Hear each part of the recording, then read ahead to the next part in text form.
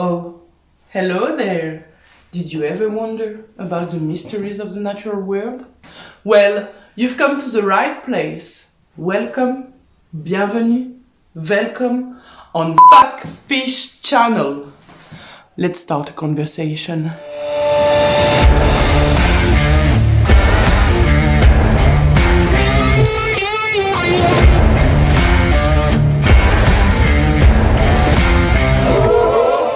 Sometimes you live in a place and it's hard to move around. Maybe you're not physically adapted to this place, like an elephant in a porcelain shop.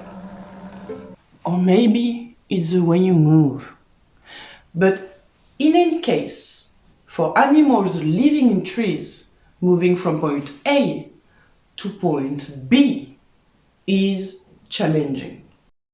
Fortunately, arboreal animals that live in trees, display both anatomical and behavioral innovations, help them navigate under the canopy. And it can be unexpected. But first, let's go back to basics. By looking at an animal's anatomy, we can deduce some of its behavior. This is the central tenet of functional morphology, which is the study of organisms' anatomy and function. Practical. Look at this hipposkull.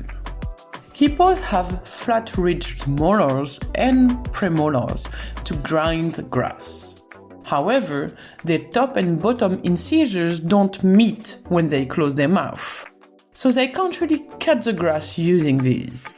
Instead, they use a strong and muscular lips.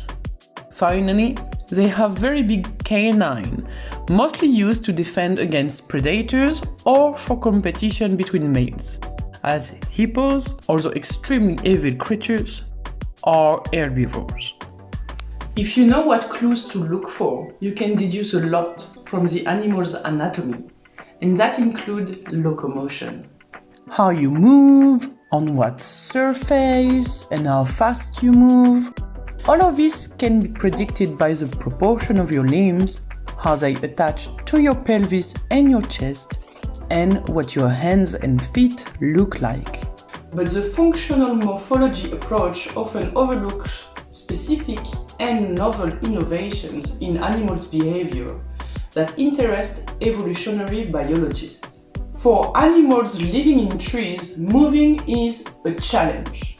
The environment is complex, in 3 dimensions, with discontinued surfaces of different sizes and orientations. So, arboreal animals have developed a range of innovative locomotions to navigate this challenging landscape. Capuchins Capuchins suspend themselves by their tail. Snakes wrap around a tree and propulse themselves upward like a lasso. Gibbons swing from branch to branch as fast as a ricochet. And these strange creatures, called the colugos, glide like a small paper plane from tree to tree. So you would expect a bird to fly around or hop on the ground. But the brightly colored, rosy-faced lovebird uses its beak to go places. Edwin Dickinson and his human and avian collaborators investigated this behavior by running some experiments. 4 rosy-faced lovebirds, 1 runaway, 2 experimental design, and a whole bunch of equipment. And let's go. So the birds were placed on the runaway and could move across it however they wanted. The team of scientists only observed them and filmed them with high-speed cameras. And they measured the bird's stride for a total of 271 trials. And they observed a very interesting way of moving for birds that they coined beakiation. Beaks are the Swiss Army knife of the bird world. More than just for feeding, beaks can be used for moving, For example, birds use their beak to climb vertical surfaces. And here, they took this motion sideways and used their beaks to move across thin bridges of branches. Beakiation starts with the bird grabbing the branch with its beak, then releasing its back legs to swing forward and grab the branch again to be safe. And then the movement starts all over again. And you? Does your pet animal have some funny behaviors?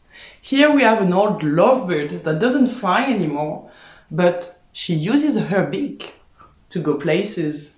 So let me know in the comment section below. Scientists investigated this novel and undocumented movement pattern further. When birds use beakiation, they recovered about 25% of their energy for each stride and took longer than expected to achieve one swing. Beakiation involves a reorientation of the body at a 90-degree angle, which is different from primates swinging from branches to branches. Although the force applied to the beak is equal to the force the gibbon would put on his arms while swinging, beakiation is slower, more careful in nature. If you'd like to know more about this topic, you can either read the full scientific article written by Dickinson and collaborators for free, but be ready for some deep dive into biomechanics of bird movements, or read the article on the Smithsonian Magazine website, which is much easier to read. In conclusion, observing animals, either in the wild or in an experimental setting, help us deepen our understanding of animals' behavior that we infer from morphological features. You see, birds use their beak to eat, but not only. Parrots especially have strong neck and jaw muscles and a beak like a hook.